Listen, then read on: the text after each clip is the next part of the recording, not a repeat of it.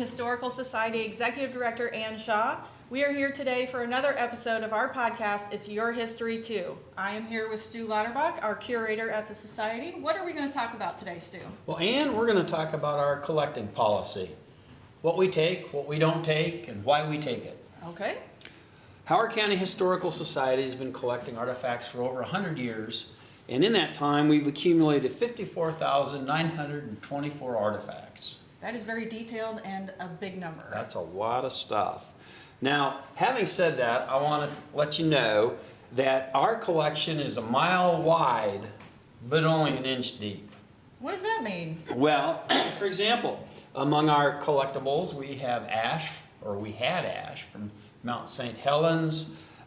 We have many examples of period clothing, which we know absolutely nothing about. And my favorite artifact of all time, we have the root that looks like a snake, which indeed is a root, and it does look like a snake. Somebody went ahead and put little eyes on him and carved a little mouth, and I suspect originally he had a little tongue as well for making sing noises. At any rate, we don't know anything about this root that looks like a snake. We don't know who donated it. We don't know who made it. And while we do know it is a root, we don't even know if it's a root from a Howard County tree. So in the early days, the Society took anything and everything, which was not unusual. That's what museums did 100 years ago. In the 70s, we narrowed the focus to limit things to having been made in Howard County or things that were used in Howard County, and we found that that was still too wide. In 2001, we collected 3,511 items. That's, again, a lot of stuff in 1 year. So at any rate, we realized that we needed to gain physical and intellectual control of our collection, so that same year we began doing an inventory of our holdings. We had a lot of help from volunteers. We had help from a junior high class. And what we basically did was split them into two teams.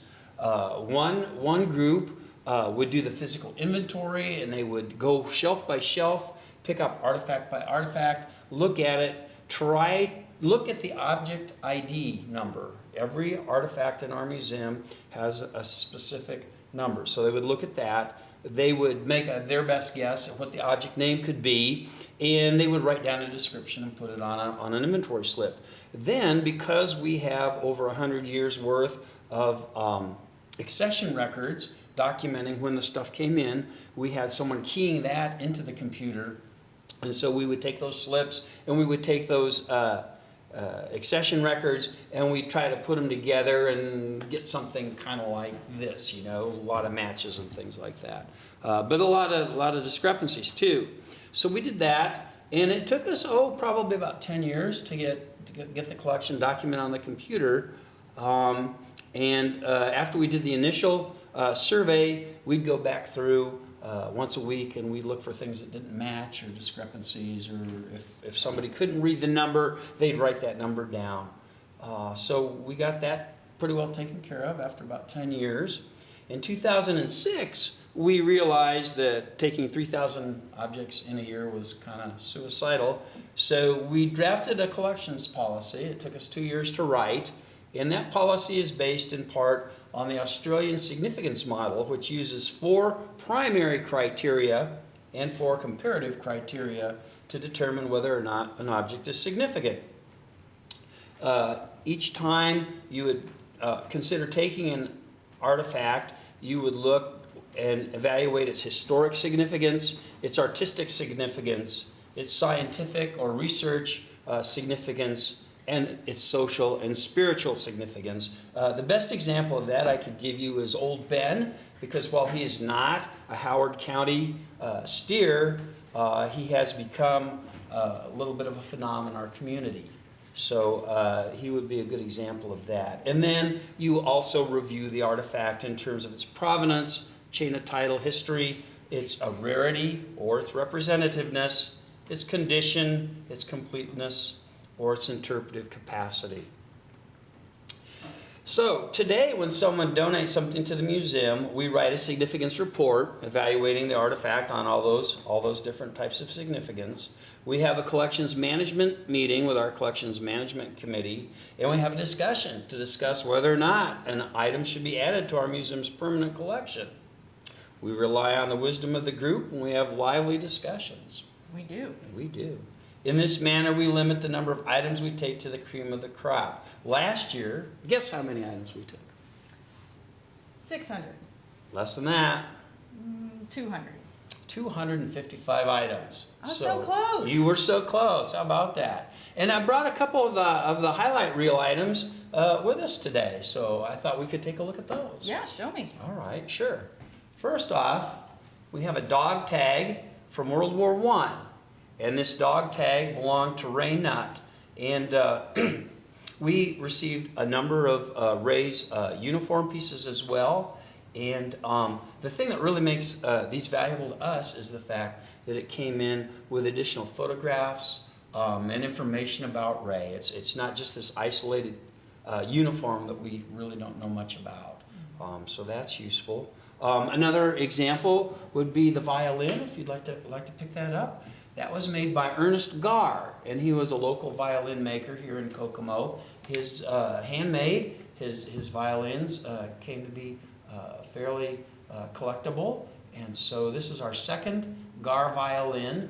And using our criteria, we thought it would be good to have two different violins to show differences in manufacturing techniques, maybe how he improved as well. I have an advertisement for the Glow-Made Dutch Oven Cool Wood Range, which was brought into, offered to us as well. And this was manufactured by the Globe Stove Company here in Kokomo. And last but not least, we have a wooden nail keg from Continental Steel. And this nail keg would have been full of nails. It isn't now, or I wouldn't have been able to pick it up. And it has this wonderful stencil on it that talks about Continental Steel, which shipped nails all over the world. All over the world. So, do you have any questions you'd like to ask me about collecting? So if you have an artifact that you think is significant in your house or, from somewhere, what would you just bring that to us? Yeah, it'd be best to give us a call and let us know that you're coming. But we look at anything, and we're glad to look at it and give you an idea of whether or not we think it'd be useful for our collection. We fill out a form. It is yours until you decide to donate it to us. Usually that comes either as you give it to us or after we've accepted it, after the committee's had a chance to look at it and review it. Our collections committee meets about quarterly, and so we accumulate a lot of things, and we're always a little behind the curve on getting back to folks. But a lot of times, myself or the assistant curator can look at things and give you an idea of what might be something we could use. That's one of my favorite parts of being in the office here is people walking in with things that we have never seen. Maybe we don't know what they are, or somebody's walked in with an 1800s diary. It's crazy stuff that if you like history, is awesome. Everybody likes to look at stuff like that if you're into it. So that's something that's fun. Give us a call before you come, or if you're in the area, we'll still take a look at it. You bet. And that's and then I would also say that a lot of times when we decide to take things, maybe they don't stay in our collection, but we like to let people see them. We can put them in our recent acquisitions case. That's right. And so you could still come to the museum and see some of the stuff that we have seen very recently, and go right in the door and check it out. And then, that's what we got. That's what we got. Very good. All right. Well, thank you, Stu. You bet, Ann. My pleasure. We'll see you next time on our podcast, It's Your History Too.